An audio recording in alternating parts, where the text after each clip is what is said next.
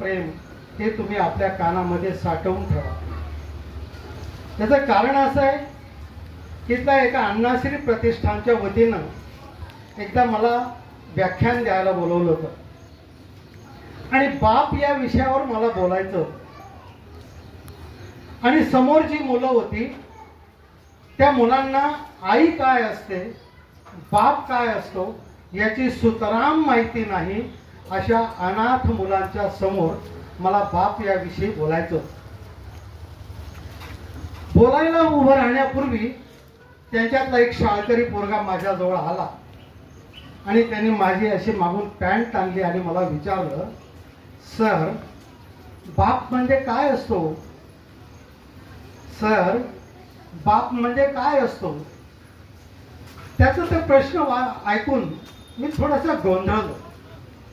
मग त्याला म्हटलं, हे बघ बा, मी आता 10-15 मिनिटं जे काही बोलणार आहे ना ते तू नीट ऐक, म्हणजे तुला कळेल की बाप काय असतं. मी भाषणाला उभं राहिलो. मी खूप जीवाचा आटापिटा करून बाप या विषयावर सांगायचा प्रयत्न केला. शब्दकोशातले सगळे शब्द मी गोळा केले.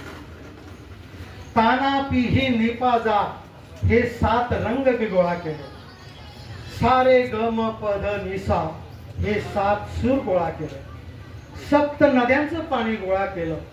7 ऋषींचं पुण्य गोळा केलं आणि खूप प्रयत्न करून बाप मी सांगायला लागलो. खूप आटापिटा केला, पण मायबापू मी बाप सांगू शकलो नाही. मी बाप मांडू शकलो नाही. मी बाप चितारू शकलो नाही. मी बाप साकारू शकतो. कारण बाप हा बापच असतो आणि बाप असतो तेव्हा महत्व कळत नाही, पण बाप गेल्यानंतर काय होतं तो म्हणजे हा कार्यक्रम. गेली 5 वर्ष निलेश आपल्या बापाच्या प्रती ही जी कृतज्ञता व्यक्त करतो आहे, त्याच्या पत्रिकेत त्याने म्हटलंय की तुमचे उपकार कधीही न फिटणार.